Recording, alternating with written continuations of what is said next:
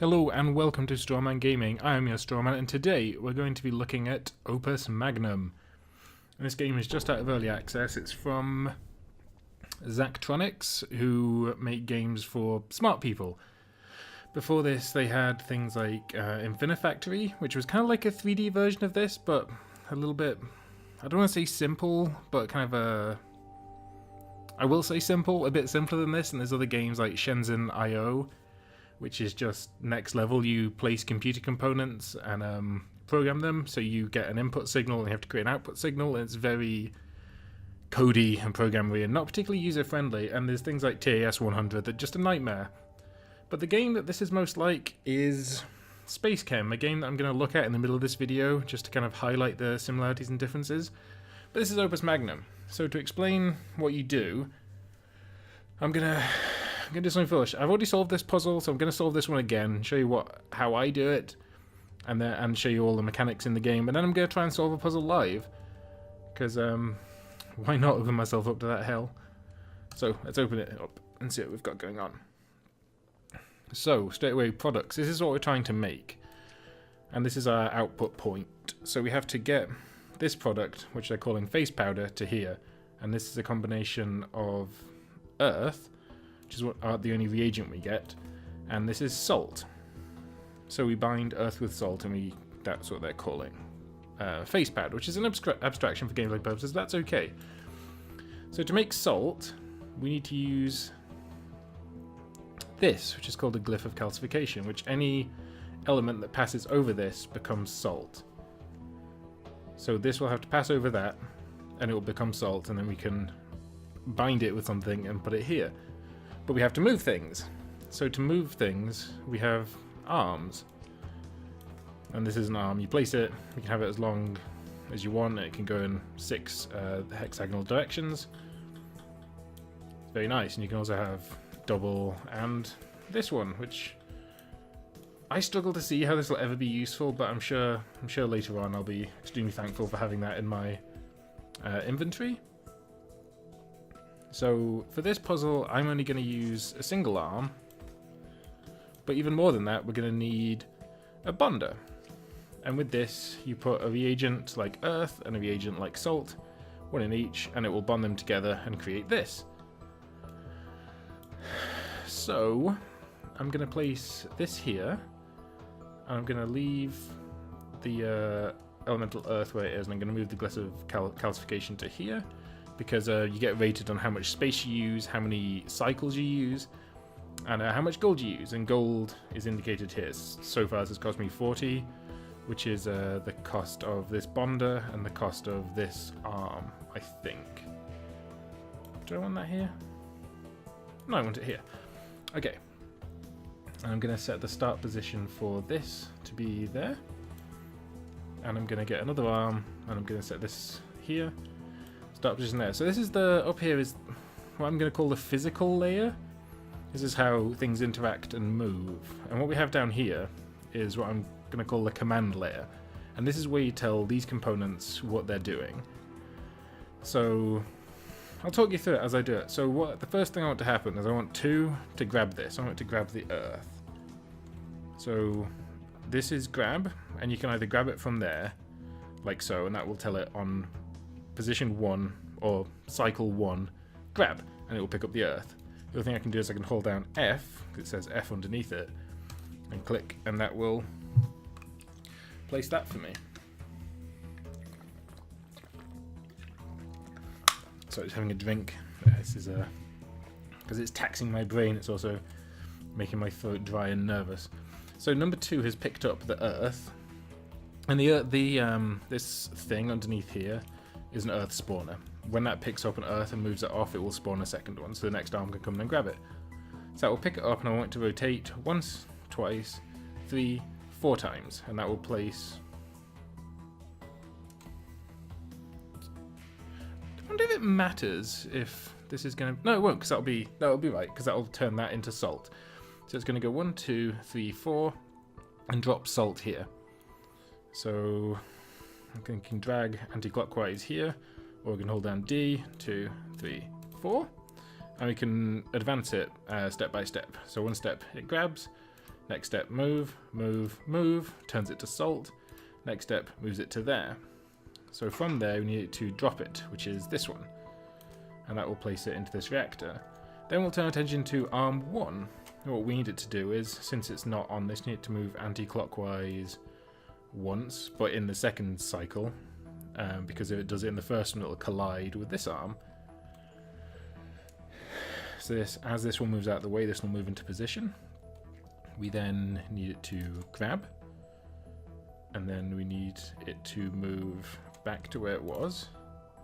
I've done something wrong. This one should be... No, I was right. It should be anti-clockwise and then clockwise. Yep. And then we need it to wait there for a second or until this moment, because that's when this is when it has dropped the salt here. So we know that that's dropped that, so we can tell this to rotate clockwise one more time. As soon as arm 2 drops the salt, it will bond with the earth, which is being held by this arm, and then move it up to this and output. So that should work, and then we can use these reset commands, which basically says go back to the start or undo all the commands you've done previously, and it should work. Let's just try it.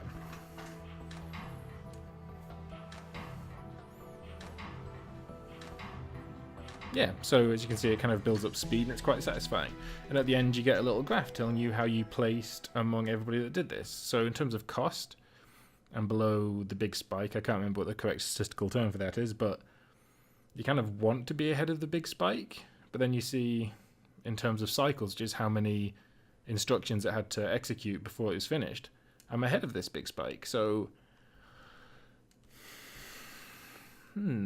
So we can continue editing and we can look for what could be more efficient.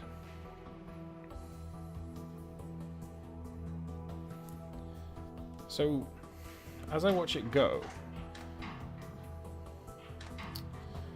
there's a lot of time over here where this isn't doing, where number 2 isn't doing anything. Okay, yep. But this is where you can lose yourself with games like this. You're like, oh, how can I improve this? How can I make this better? And there are some people out there that are just insanely talented that can do this stuff like this in half the cycles I can even dream of doing it in. But I'm reasonably happy with this. This is only like the second or third puzzle because I don't want to show anything too late game. But what you should be noticing is that there is obviously emergent complexity here. And I haven't shown you, there's some other tools, like there's pistons, you can set where they start, but they can also contract, and you can program them, like if we do tell it to contract twice, I guess, and then lengthen twice. Well, it can contract twice and then rotate and then lengthen again, and you see it goes, piston goes in and out. So that lets you like pick something up from over here and move it, and it gives you a lot of flexibility. And the last command we haven't really looked at, I mean there's some more complicated commands, is that the arms can rotate stuff. So let's get rid of this, and get rid of this as well. And the reason I put this bonder on an angle is so that this arm could just rotate it around its pivot and it would line up. If I hadn't done that, I would have had to tell the head to rotate before it could drop it. So let's assume I didn't do it properly. I'm just going to add a rotate command just to show you what it does, but it'd need to rotate it that way.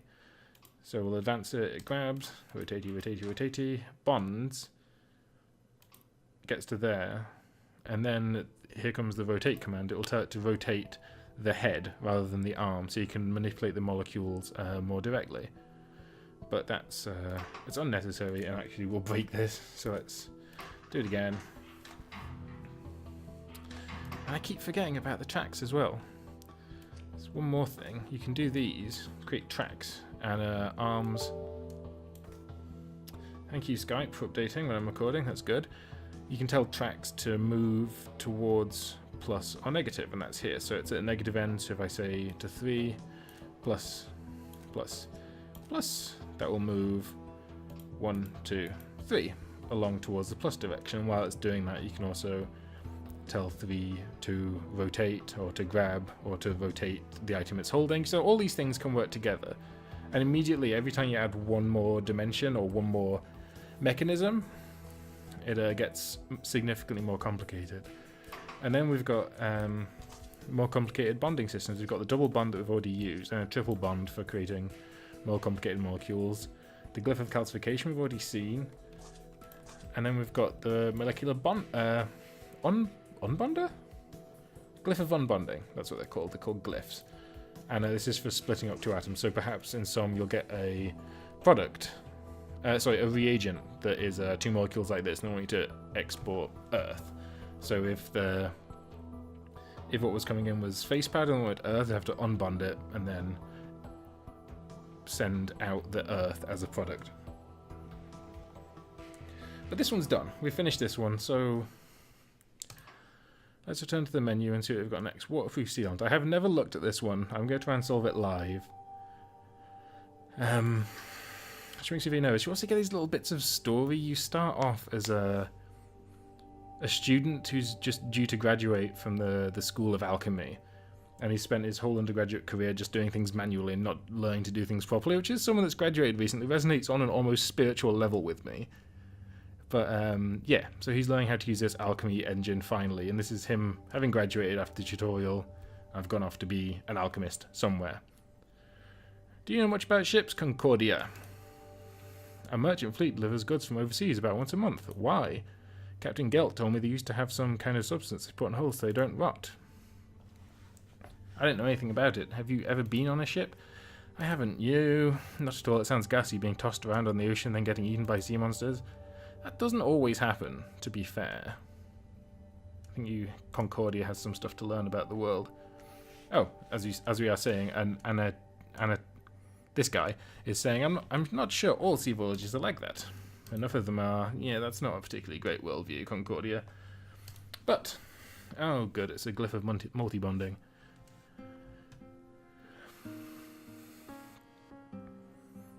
Okay, so not all elements have to... It can create up to 3 bonds at once. So we've got water, which you only get 1 of.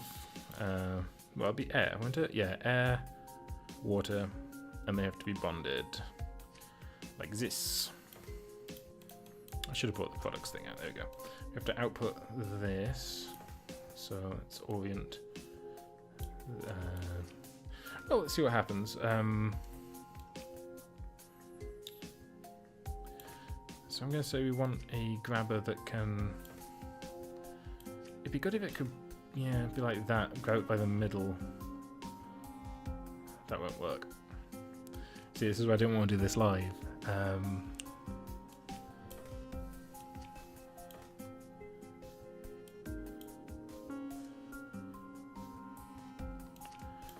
you know what? Let's worry about building the molecule and worry about getting it to here later. So one of these needs to be water. I'm already worrying about inefficiency in that if I just put one grabber to put water in and one grabber to put air in, then one grabber is doing twice the work of the other. But I guess the first grabber can output the molecule, so they've both got an equal number of instructions, because you don't want one doing all the work. So whatever happens here is not going to be the pinnacle of efficiency, but yeah, we'll just do it how I first thought I would do it, and then we'll perfect it from there. So arm 1, we're going to get it to grab, and then we're going to get to rotate clockwise twice. We're going to get to... I pressed the wrong button. We're going to get to rotate clockwise twice and drop, so that should put an air molecule here. Then we're going to get to rotate anti-clockwise twice, back to where it started. We're going to grab, we're going to rotate clockwise once, we're going to drop, and that will put a molecule there, and then we're going to go anti-clockwise once, and that resets the sequence. And then we're going to worry about this one. So we'll get another arm and put it, say, there, and that's going to grab, rotate clockwise, and then it's going to wait, and that's where I think the inefficiency is going to come in and really bother me.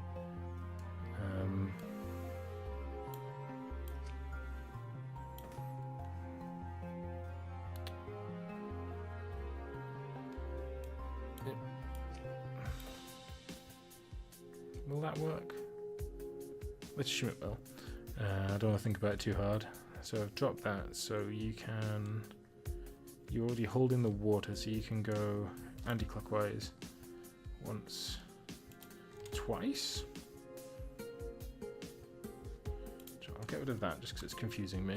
I'll put reset commands after each of these. So let's do it frame by frame.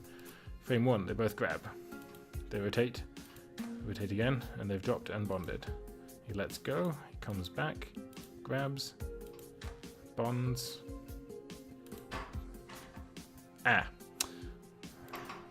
So I should have seen that coming. Because this exists as a molecule, as soon as it's taken off, it gets replenished, so there's a molecule there. So if I start it here, this might give this one more to do. And creating just busy work for an arm isn't efficient, so I know that, but it's going 1, 2, 3. So 1, 2, 3. And 1, 2, and reset. So let's try again. Grab, rotate, rotate, rotate, bond, grab, rotate, bond, release, rotate, rotate, and this is a good excuse to use the rotate molecule command, which is here. So advance it. And I recognize there is woeful inefficiency there built into it, that is a rotation. Actually, am I being just really stupid? Will that work? Will we get rid of that? I'm going to assume it will. I am foolish to assume that it will. Okay. So we'll put that. We'll just put that back in and see how that fares against. I didn't move the thing back. Right, idiot brain being an idiot. Right, come over here. You rotate. There. Is that right? Or does it want to be? So it's there. Right. Yeah, I think that's right. Yeah. Okay. So this is working. So this puzzle has been solved. Has it been solved with maximum efficiency? No. The fact that Arm 2 spends time doing nothing and has to rotate for no reason shows it's inefficient. And here we go. I've spent less than the majority of people, but in terms of cycles, I've done significantly more. Like almost to the point, almost at this drop off, where this is like the idiot's corner. If you've gone past this, then you've missed something fundamental, and I'm a bit too close to that. So let's again.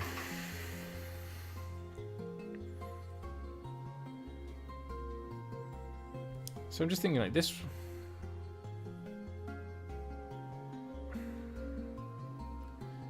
Because we've got these piston arms, and I'm always loath to use them, because they're more expensive with gold.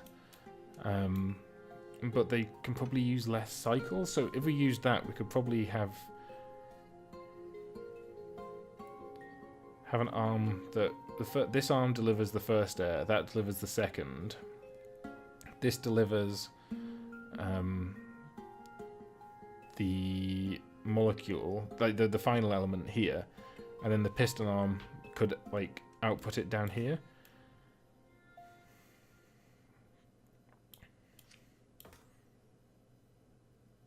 Right, let's scrap all this, and I can try and show you what I'm thinking. Just to see if this is more efficient. I don't know if it will be, and I suspect it won't be. But just to show the kind of the debugging process, and you know, there's better people than me who've played this game, and I recommend you check out some of the stuff. If you go to Twitter and look at hashtag Opus Magnum, some of the solutions are just incredible. Like the elegance of what these people are able to do is amazing. So one is going to grab,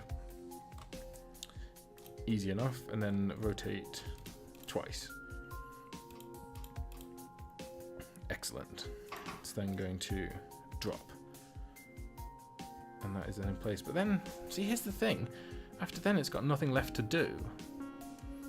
If you make 3 start doing so, well, I guess it has to get out of the way. So I could say to it, rotate. Nope. I'm really bad for pressing. Okay, this is not going well.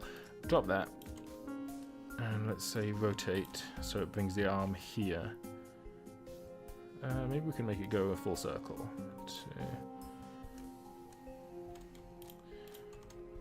Yeah, so that'll bring it full circle back to here. Maybe it'll look efficient because it's always going round. And then 3, we want it to... I've never used a piston before, so I'm nervous. I want it to go anti-clockwise. I want it to grab. Let's just make sure they don't collide. And by 3, I meant 3. There we go.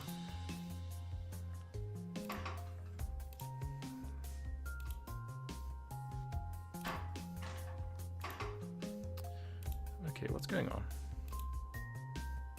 Oh, I'm being stupid. So, yes, there we go.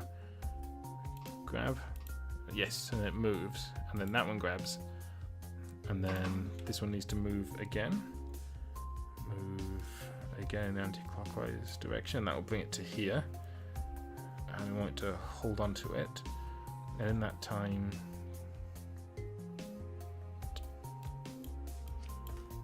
I guess there's no reason to make this any more complicated than it has to be. 2 can go there, and it can grab.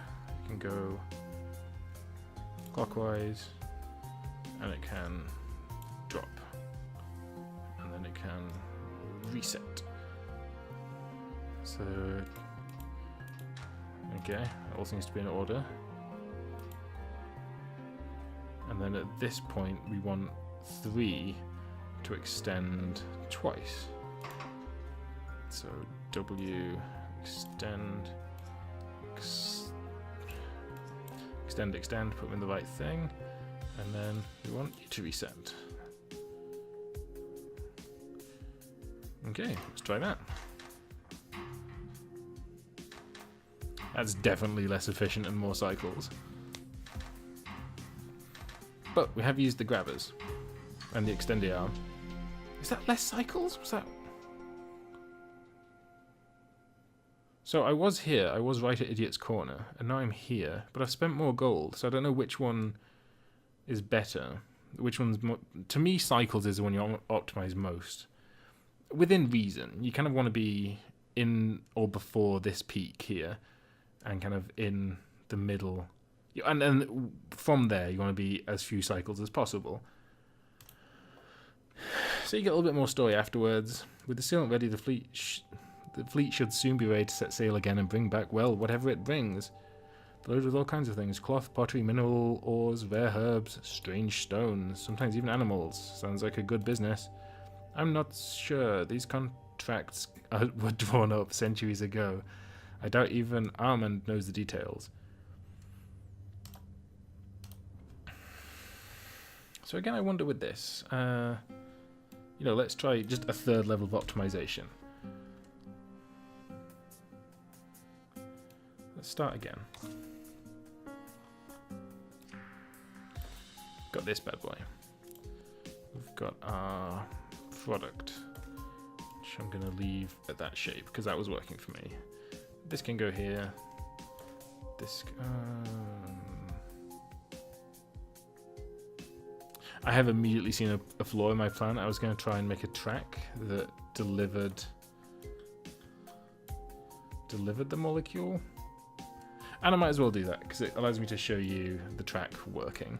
And then I've covered all the bases apart from... Yeah, that's everything I've got unlocked so far. It just shows there's lots of different ways to do the same thing. And sometimes they can be more efficient for reasons I don't fully understand. So this one... You'd be tired of hearing me say this by now, but this one we go grab, rotate, rotate, drop, then we go rotate, rotate the other way, grab, rotate clockwise again once, don't drop, and then we want you to travel 1, 2, 3 towards positive. which is G, 2, 3, and 1 should just go grab, rotate clockwise, and drop, sorry. You don't need to say drop, you can just go reset, because reset will automatically drop something. So I can do it with this one as well, because it's just move, move, move, and then reset, so it should drop it. And that should output the right molecule, unless it rotates as it's on here. But we'll see. See, to me, this definitely has to do more cycles. I know this is better than I'm just terrible at this game and don't understand what makes a molecule more efficient.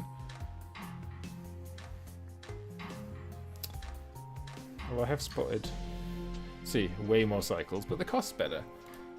But I have spotted a way. This one's not doing enough. So if we get rid of this.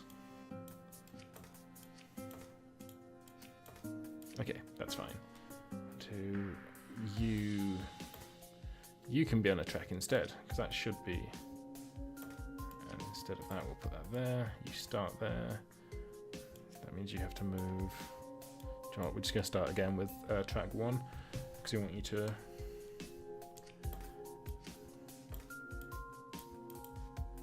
Okay, that didn't. Right. You get off here. Yeah, there we go. Okay. So, arm 1 is going to grab. It's going to rotate anti-clockwise. It's going to drop. It's going to wait. Okay, you don't need that or that or that.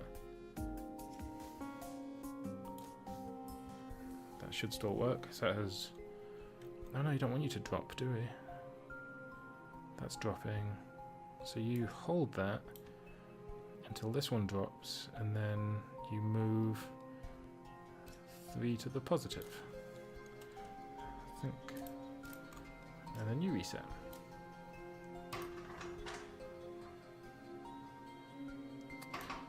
Nope, I have not timed that properly. So what's happening here? This one's grabbing, moving, dropping, grab it. Ah, it hasn't dropped yet. That's the problem.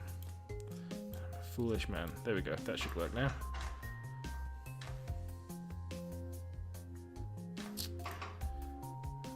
Just get rid of that. And delete this one. There we go. But you see, these are 3 fairly different solutions. And, you know, there are much more diverse ways I could do this. You can mix and match all these mechanics together. See, we're back at Idiot's Corner again. So the second way with the piston was the best one, which I found surprising. So in this game, I'm going to compare it to Spacechem now, which is a game I do recommend. But I'll come to that in a minute. And I'm not ready to recommend this game. This is just let's look at it. My first impression is it's very polished. It's very Zachtronics-y.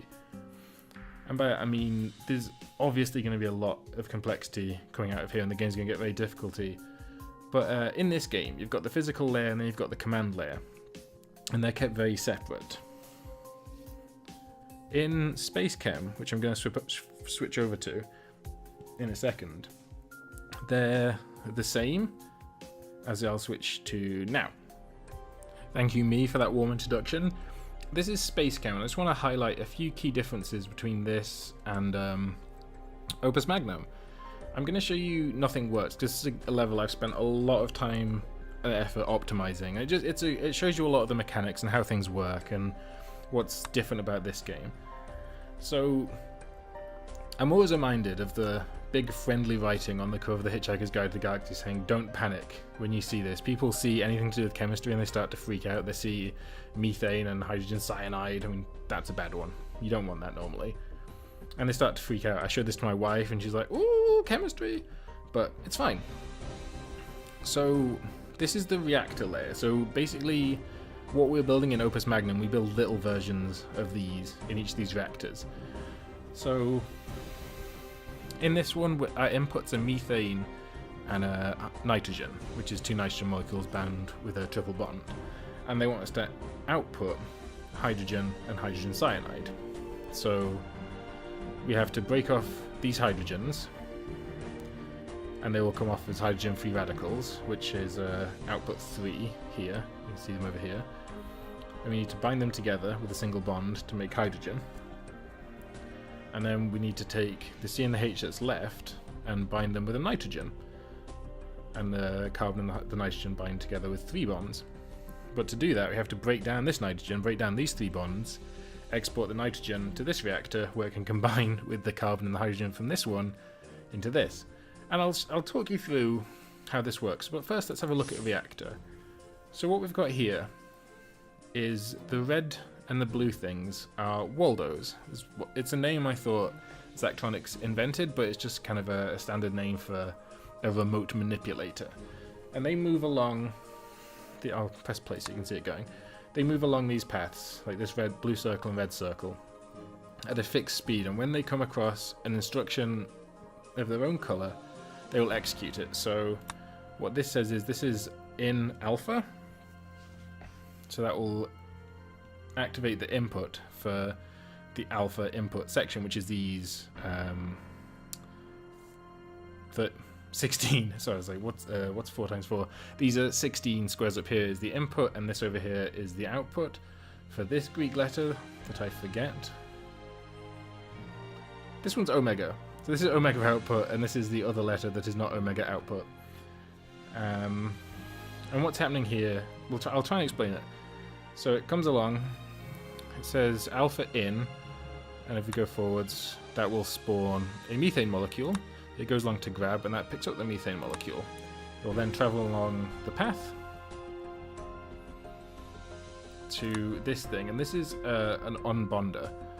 It will break any bond of the molecules attached to it when this bond minus instruction is executed. So we go forwards, the bonds break, this one, this one, and this one, leaving this carbon linked to this hydrogen. The blue will go forwards and execute. I'm going to call this Trident. I meant to look it up before the video, what this was called.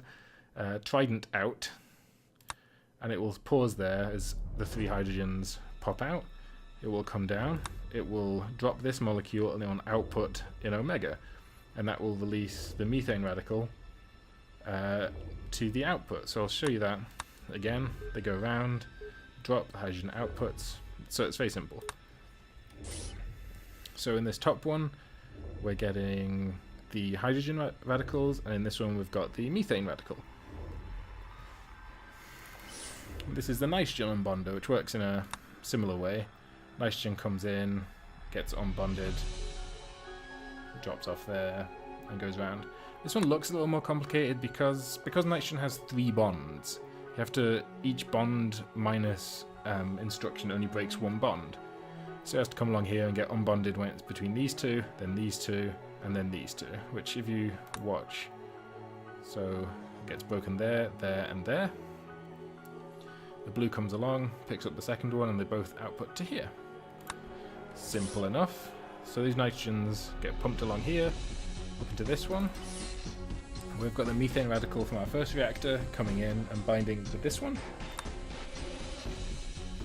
There's a little pause at the start because the other reactors have to go through their cycles to produce these things, and they have to travel along the pipes. If you open it, you can see here comes the methane radical and the nitrogen. Comes in, they sync up, bond, bond, and there's our hydrogen cyanide being produced for, I'm sure, what is not a nefarious purpose. Although this game kind of is about like an alien world, and you have to produce weapons sometimes, so I don't really want to know what they're doing with the hydrogen cyanide, but it's none of my business. I just work here. And then finally we have the hydrogen reactor, and because it's looking to output H2, the stable form of hydrogen I guess, and we've got these 3 hydrogen free radicals coming in, it took me a long time to figure out a way to get these to come in and bond. But this is the solution I came up with, and I'll leave it to you to try and figure it out. But we basically, it's a system of grabbing and bonding that no matter, because these hydrogens come in, I think it's here, then here, then here, on a pattern. So I'll show you it going. And it doesn't matter what order they come in, this will always grab 2 hydrogens and bond them together. It takes quite a long time because you have to wait for the methane to be broken down. See, that was here and here, and it bonded. This one is here and here, and they bonded. This one is these two, and it always works. And I was very impressed with myself when I thought of this. And it's outputting, and it's working. But again, this took me a long time. I know it looks a bit messy, but there was an achievement for completing this level in under 1,000 cycles, which I got. I think this is 533 cycles, which is a lot less than the achievement required, but it's not perfect. If you notice this pipe here, the nitrogen pipe, we've got a bottleneck. And if we speed it up, and you watch this, these purples are starting to build up. And up here, we see how many have been produced. You have to produce 40 of each. And it's pretty touch and go at the end for this backlog, because once the backlog gets to here, the output can't output. So when it drops the nitrogen here and goes to output, it'll just sit there. So next nitrogen will come in and just smash into it, and that'll break the reactor. So you'll see how close this gets. And I've had problems with this level all the time. My initial methane reactor, it worked by bringing in methane, pulling off the methane radical, and then the other welder went around and picked up the 3 hydrogens and outputted them in a single square, so I had to do less work with the hydrogen reactor. But that meant for basically every cycle that the nitrogen reactor produced 2 nitrogen, this was only producing 1 methane radical, so that was creating a massive backlog of nitrogen, much worse than this. So this is it having been improved greatly with this basically doubling output rate. I could artificially slow this down, but I didn't really want to if I didn't have to. I mean, look at how close this gets. We're nearly at the end. We've got 30 out of 40 hydrogen cyanide produced, and it's really getting close. To the point that I almost feel like it should fail. Like, look, to me that's back. Well,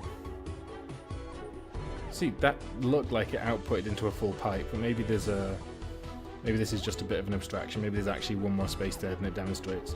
See, it actually backed up. See, it can't output now.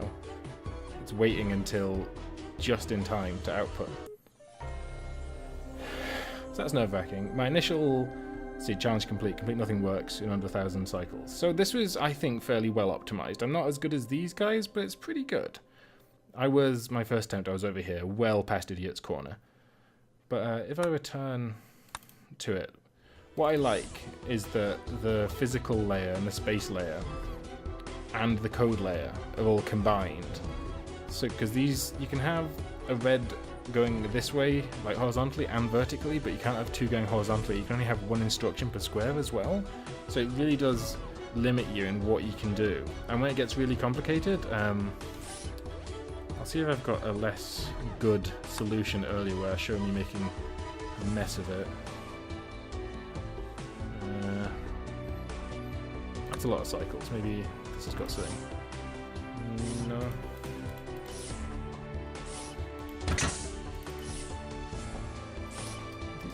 I don't want to toot my own horn, but these all look fairly okay. Yeah, see here.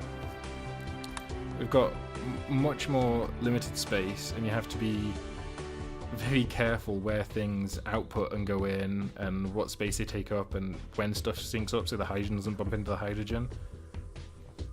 And it creates inefficiency, but it also is part of solving the puzzle, is trying to get this tangled mess to output this fairly simple acetylene molecule.